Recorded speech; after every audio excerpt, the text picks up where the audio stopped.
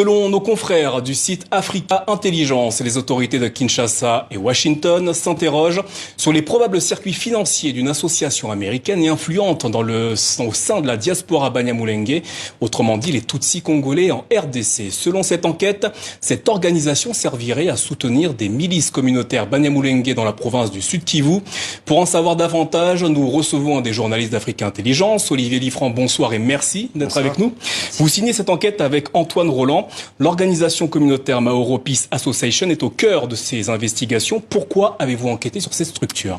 Alors en fait, on s'est rendu compte qu'il y avait de la part de Kinshasa comme de Washington l'intention, le soupçon, on va dire, qu'il y avait des flux financiers entre cette association et un groupe armé qui opère dans la zone des hauts plateaux, dans le sud Kivu. En fait, c'est une province qui est dans l'est de la RDC. Et petit à petit, on s'est rendu compte en fait que depuis au moins 2020, les services de sécurité congolais comme les services de sécurité américains, notamment le FBI, en fait, avaient connaissance justement d'informations, d'éléments d'information, parce que voilà, la chose n'a pas été judiciarisée pour le moment, qui indiquaient justement de probables transferts d'argent justement entre cette association qui est basée à Dallas et ce groupe armé qu'on appelle les Twirwaneho. Voilà. D'où viennent les fonds en question ? Alors les fonds en question, en fait, ils sont collectés, c'est au travers d'un maillage assez serré du territoire américain par l'association au travers de ses membres en fait. Et ces membres sont issus de la communauté de la diaspora Banyamulenge qui s'est installée aux États-Unis ces dernières années. Alors une fois collectés, comment ces fonds sont-ils répartis ?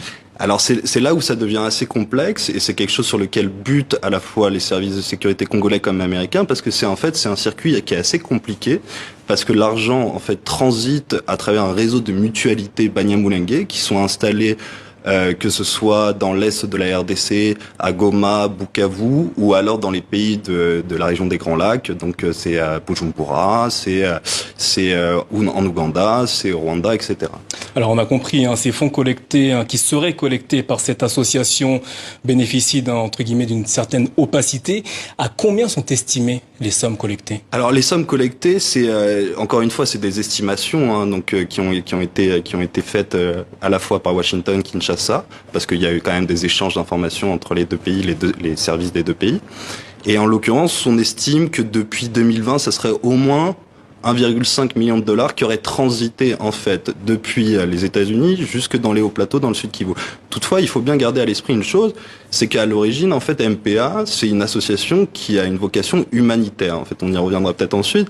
Mais donc, en fait, il y a une partie des fonds qui est destinée à de l'aide humanitaire en faveur de la communauté Banyamulenge, qui est une communauté quand même qui subit de longue date justement la stigmatisation, qui est réprimée, Pour quelle raison ? Parce que elle est depuis des années, elle est sujette à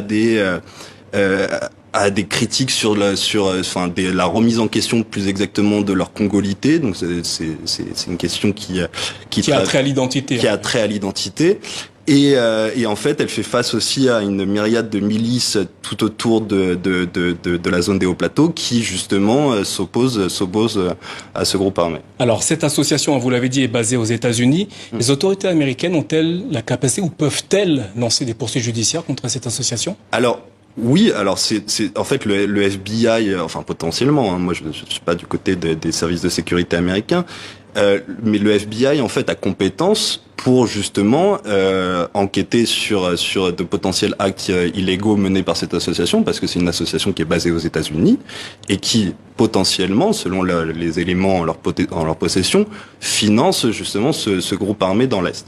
Alors avez-vous interrogé MPA au sujet justement des soupçons qui planent sur elle ? Absolument, on les a interrogés, ils ont été catégoriques, ils nient absolument tout appui financier en tout cas à ce groupe armé, donc on appelle les Twirwaneho.